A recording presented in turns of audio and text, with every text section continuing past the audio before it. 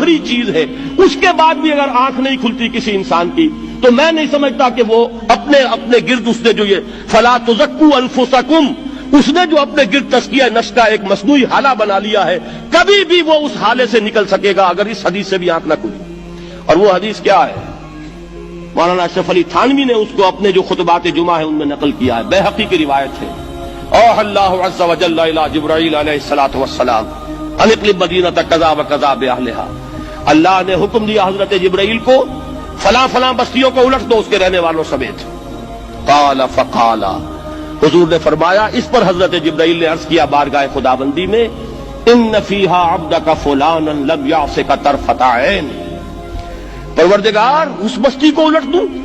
اس میں تو تیرا فلاں بندہ بھی ہے جس نے کبھی پلک جھپکنے جتنی دیر بھی معصیت میں بسر نہیں کی۔ اب آپ اندازہ کیجئے، یہ جو ہے نا اپنے آپ کو رگڑنا اور مانجنا اور پوری زندگی رگڑنے میں اور مانجنے میں لگا دینا،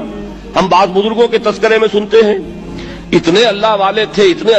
تھے کہ ان کا گھوڑا بھی کوئی مشکوک دانہ نہیں کھاتا تھا،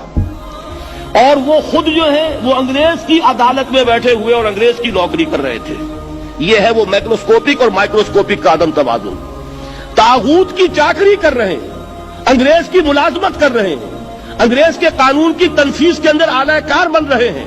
لیکن ذاتی تقوی اور ذاتی نیکی اور ذاتی للہیت جو ہے اس کا معیار یہ ہے کہ ان کا گھوڑا بھی مشکوک چارہ اور مشکوک کھانا نہیں کھا سکتا۔ یہ ہے وہ عدم توازن، اس کو نوٹ کیجئے گا، جس کو کہ اس حدیث میں محمد رسول اللہ صلی اللہ علیہ وسلم نے واضح کر دیا کہ حضرت جبرائیل عرض کرتے ہیں کہ اللہ فلاں بستی کو الٹ دوں، اس میں تو تیرا فلاں بندہ بھی ہے جس نے پلک جھپکنے جتنی دیر بھی معصیت نے بسر نہیں کی۔ ذاتی نیکی کا اب اس سے اونچا کوئی مقام کوئی شخص مجھے اگر بتا سکے تو میں اس کا مرید ہو جاؤں گا۔ اس سے اونچا کوئی مقام ہوگا کہ آنکھ جھپکنے جتنی دیر بھی کسی نے معصیت میں بسر نہیں کی، ذاتی نیکی کی معراج۔ لیکن حکم کیا ہوا بارگاہ خداوندی سے؟ قال فقال، حضور نے فرمایا، اللہ تعالیٰ نے حکم دیا جبرائیل کو، اقلب علیہ وعلیہ، الٹو اس بستی کو، پہلے اس بدبخت پر پھر دوسروں پر۔ کیوں؟ فإن وجہہ لم یتمعر فی ساعۃ قط، اس لیے کہ اس کا چہرہ کبھی میری غیرت میں سرخ نہیں ہوا، اس چہرے کا رنگ نہیں بدلا۔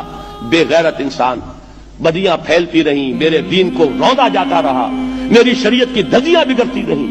عوامر کا مذاق اڑایا جاتا رہا، نواہی کے لیے دنیا کے اندر جن چیزوں سے میں نے روکا اس کے لیے فلسفے تراشے گئے، اور یہ لگا رہا مست رکھو ذکر و فکر صبح گاہی میں اسے، یہ سوائے ذاتی اپنے اس اصلاح کے اور ذاتی تقوی کے اور ذاتی نیکی کے اور ذاتی عبادت گزاری کے یہ میدان میں نہیں آیا، اس کا خون نہیں کھولا کبھی، اس کے چہرے کا رنگ متغیر نہیں ہوا، لہذا یہ دوہرا مجرم ہے۔ یہ ہے وہ تصور جو یہاں پر نوٹ کیجئے۔ ہاں، اس کے یہ معنی بھی نہیں ہے کہ نماز بھی نہیں پڑھ رہے، روزہ بھی نہیں رکھ رہے، اقامت دین کے کارکن ہیں، فرض نماز آ گئی ہے وہ چلی جا رہی ہے، جماعت کا کوئی اہتمام نہیں ہے۔ اب یہ دو انتہائیں ہیں، ایک انتہا یہ کہ وہ تزکیہ نفس جو ہے اسی میں وہ رگڑنے اور مانجنے کا عمل جاری ہے، ایک یہ کہ اس کا سرے سے کوئی تعلق ہی نہیں، اپنی ذات سے بحث ہی نہیں۔ وہ کیفیت وہ ہو گئی ہے جو یہود کی آئی ہے قرآن مجید میں کہ تامرون الناس بالبر وتنسون انفسکم وانتم تتلون الکتاب، کیا تم لوگوں کو نیکی کا حکم دیتے اور اپنے آپ کو بھول جاتے ہو؟ یہ دوسری انتہا ہے۔